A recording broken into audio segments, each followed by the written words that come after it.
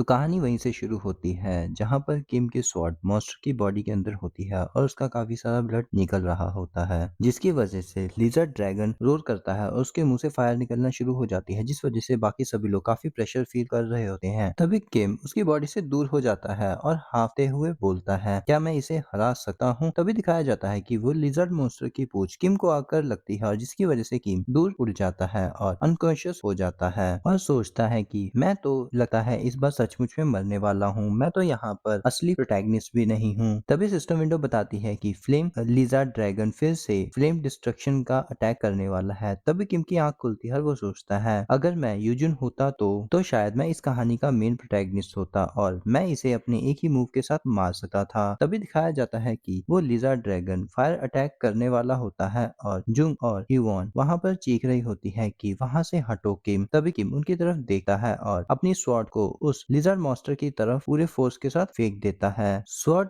Lizard monster की तरफ उड़कर जाने लग जाती है। किम सोचता है कि ये एक रीडर की प्राइड है। तभी दिखाया जाता है कि वो स्वॉर्ड सीधा ही उस लिजर्ड ड्रैगन के दिल पे जाकर लग जाती है। किम बताता है कि ये इसका वीक स्वॉर्ड था और मुझे इस कहानी को पढ़ते हुए पिछले 10 साल हो चुके हैं। अगर मैं अभी भी तुम्हें ना मार पाया तो मेरा क्या फायदा इस कहानी को इतनी बार पढ़ने का। दिखाया जाता है कि उस लिजर्ड ड्रैगन की पूरी बॉडी जमना शुरू हो जाती है, जिसकी वजह से वो पूरी बॉडी अकड़ जाती है। किम उसके सामने खड़ा हुआ होता है और बोलता है, मैं इतनी आसानी से इन इजी सिनेरियोस में नहीं मरने वाला। तभी सिस्टम विंडो पॉपअप होती है, उस पर लिखा होता है कि तुम पहले इंसान हो जिसने द लिजर्ड ड्रैगन को हराया है। सीन यहाँ से चेंज होता है, हमें डोकाबी का सीन दिखाया जाता है। उसके हाथ में एक रिपोर्ट होती है जो यूजुन जो रिग्रेसर है उसके बारे में रिपोर्ट पढ़ रहा होता है। तभी वो सीनियर डोकाबी बाकी लोगों से पूछता है कि ये रिपोर्ट किन लोगों ने फाइल करी है। तभी वो बाकी डोकाबी जवाब देते हैं कि ये जापान से ओहिनो ने फाइल करी है। तभी वो सीनियर चिल्लाते हुए बोलता है, क्या उसने इस रिपोर्ट को फाइल किया है? उसे अपने खुद के रीजन की चिंता नहीं है जो वो दूसरे कंट्रीज के मैटर में टांग अड़ा रहा है। तभी एक काले रंग का डोकाबी बोलता है, क्योंकि यहाँ पर टेंशन हो रही है लो रंग के डोकाबीज में जो काफी ज्यादा वर्स्ट हो रही है। तभी वो डोकाबी सोचता है कि बिना किसी डाउट के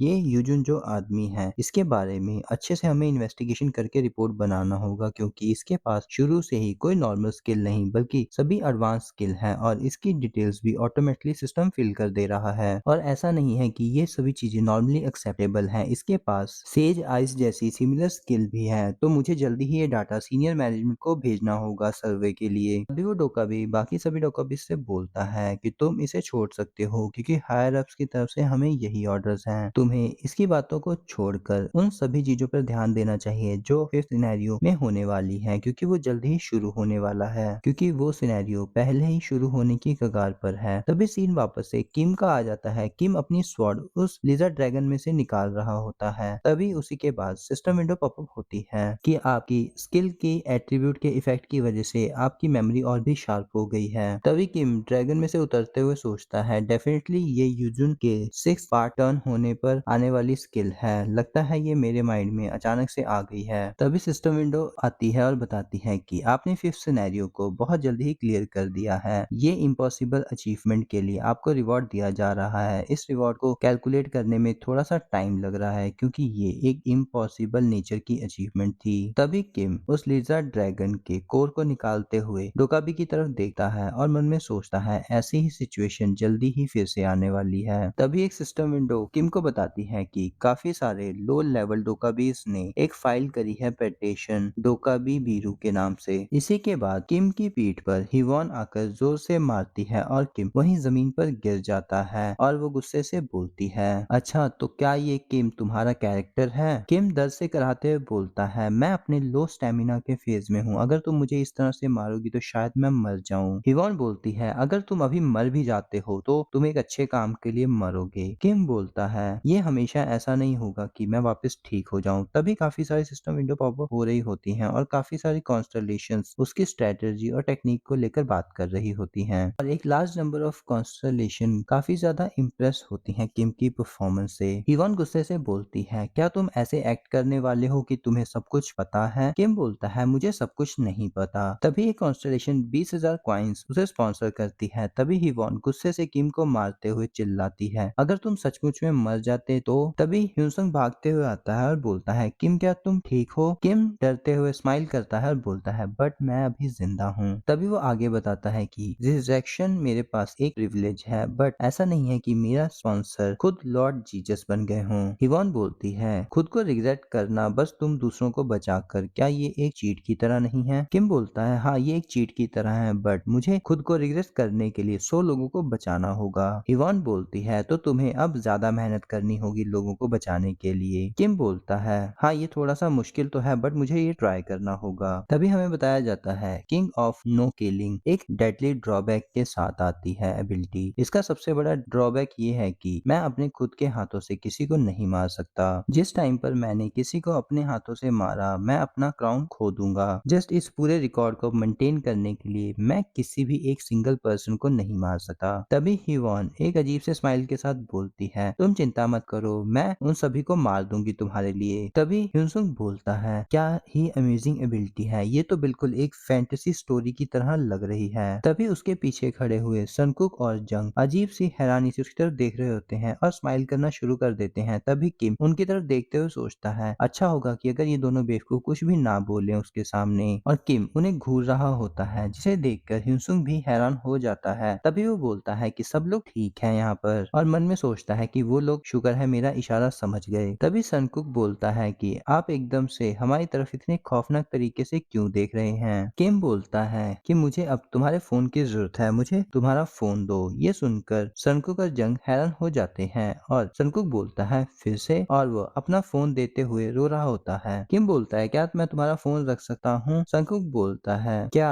इसका यूजुन की पर्सनैलिटी खत्म हो गई है? किम बोलता है ये मेरी ओरिजिनल पर्सनैलिटी है। किम सोचता है कि मैंने अपनी काफी सारी चीजें इस सिनेरियो में खो दी हैं बट इसमें मुझे काफी सारी चीजें मिल भी गई हैं। सब चीजों को छोड़ो बट मोबाइल का ना होना काफी ज्यादा परेशान करता है। क्या होगा कि अगर राइटर द्वारा सेंड की गई ईमेल डिलीट हो जाए? तभी सिस्टम के ऊपर एक नोटिफिकेशन आता है कि क्या आप इस न्यू डिवाइस के साथ डाटा को सिंक्रोनाइज करना चाहते हैं? किम सोचता है ये क्या है? तभी दिखाया जाता है कि फाइल डाउनलोड हो रही होती है और उसकी कंप्लीशन हो जाती है। किम सोचता है ये फाइल्स इतनी आसानी से डिसअपियर नहीं होने वाली है क्योंकि इसे ना तो कॉन्स्टलेशंस पढ़ सकते हैं ना डोकाबीस। तभी किम साइड में देखते हुए सोचता है क्या ये लोग इस फाइल को पढ़ सकते हैं? मुझे इस बात का ध्यान रखना होगा कि ये लोग ना पढ़ सकें। तभी किम हैरानी से एक नोटिफिकेशन देखता है जिसपे लिखा हुआ होता है कि मुझे बता दो कि मुझे तुम्हारी वजह से कितनी बार बीरू के पास जाना होगा। किम बोलता है क्या हुआ? तभी डोकाबी चिल्लाते हुए बोलता है तुम बोल रहे हो क्या हुआ? यहाँ पर सब कुछ ऊपर नीचे हो गया है और तुम बोल रहे हो क्या हुआ? मुझे बताओ तुम्हारे पास किस तरह की स्किल है? यहाँ तक कि मैं तुम्हारी प्रोफाइल इंफॉर्मेशन नहीं देख पा रहा हूँ और मैंने ब्यूरो में हाई लेवल मैनेजमेंट को भी तुम्हारी डिटेल्स भेजी हैं पर उनके पास भी कोई डाटा नहीं है। किम बोलता है तो क्या हुआ, क्या मुझे इस बात के लिए पेनल्टी मिलने वाली है? डोकाबी बोलता है बट भाग्य से मेरे डिफेंस वर्कर्स ने काफी ज्यादा चीजों को संभाल लिया है और मुद्दे की बात यह है कि तुम्हारे पास काफी ही कम स्किल्स हैं और उनका लेवल भी काफी ही ज्यादा कम है। और इस तरह की सारी इंफॉर्मेशन को देखते हुए उन्होंने डाटा को एनालाइज किया है और तुम्हारे लेवल को देखते हुए उन्होंने ये समझा है कि तुम किसी भी सिनेरियो को इजीली डिस्ट्रॉय नहीं कर सकते। तभी ये सुनने के बाद किम सीरियस लुक के साथ सोचता है मुझे इस बारे में पहले से पता है, इसी वजह से मैंने अभी तक कोई भी एडवांस पैसिव स्किल नहीं सीखी है। मैं तुम्हें सीधी बात करूं तो ये मैसेज काफी सारे लोगों ने रेज किया है कि तुम कुछ अलग हो बट मेरे पास जो मैसेज आया है वो ग्रेट डोकाबी की तरफ से सीधा आया है और उन्होंने इस बात को लेट गो करने के लिए कहा है और ज्यादा जानकारी के लिए उन सभी डोकाबीज को तुम पर खास नजर रखने के लिए भी कहा गया है। तुम आगे से ध्यान रखना क्योंकि जो भी इंटरमीडिएट डोकाबीज हैं वो तुम्हें काफी ज्यादा ऑब्जर्व करने वाले हैं और शायद उन्होंने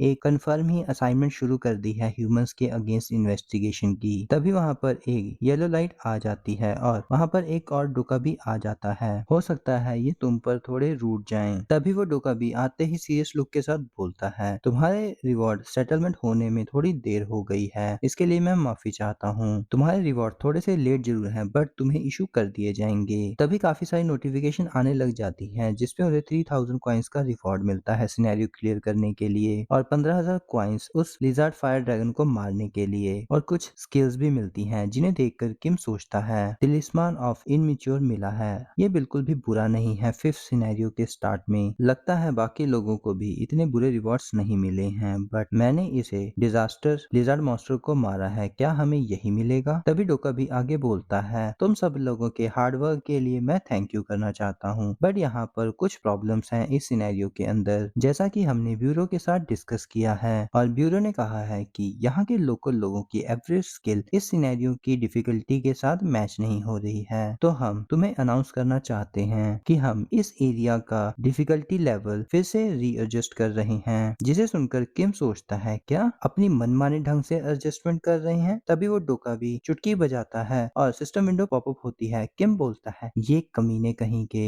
सिस्टम विंडो पर लिखा हुआ होता है, फोर्थ लेवल सिनेरियो का टाइम कम कर दिया गया है। सिर्फ 48 घंटे बचे हैं इस सिनेरियो के खत्म होने में और अगले 48 घंटे के अंदर सभी ग्रुप और उसके सभी ग्रुप मेंबर्स ने अगर स्टेशन को ऑक्यूपाइड ना किया जो उनका टारगेट है तो वो वाइप आउट हो जाएंगे। तभी फोर्थ सिनेरियो की पूरी डिटेल दिखाई जाती है कंडीशन की और किम का फोकस फोर्थ और फिफ्थ ऑप्शन पर होता है कि अगर हम सिनेरियो क्लियर नहीं करते तो हम सब लोग मारे जाएंगे। तभी सीन चेंज होता है चुंगमारू स्टेशन का, जहाँ पर यू एक साइड देखती है और बिल्डर कमांड्स दे रहा होता है। तभी वो दूसरी तरफ देखकर बिल्कुल हैरान हो जाती है और हिवॉन उसकी तरफ भागते हुए आती है और बोलती है, यू क्या तुम ठीक हो? ह्यूनसंग बोलता है, यहाँ पर क्या हुआ है? तभी जंग दूसरी साइड पर देखकर डर जाता है और चिल्लाता है, ये क्या है? दिखाया जाता है कि उन सभी लोगों के सर वहीं पर पड़े हुए होते हैं और जुन बोलता है, ये सभी तो अपोस्टल्स हैं। तभी किम बोलता है, यूजुन कहाँ पर है? तभी वहां पर एक और सर टॉस होते हुए आ जाता है। तभी किम दूसरी तरफ हैरानी से देखता है और बोलता है, यूजुन। तभी दिखाया जाता है कि यूजुन वहां से चलकर आ रहा होता है और किम सोचता है, मुझे ये मत कहना कि उसने उस इंसान का तब तक पीछा किया जब तक वो उसकी पकड़ में नहीं आ गया, क्योंकि वो यहाँ से भागने की कोशिश कर रहा था। जैसा कि यूजुन से उम्मीद की जा सकती है, वो ग्रेट है, पर अब हम इन लोगों से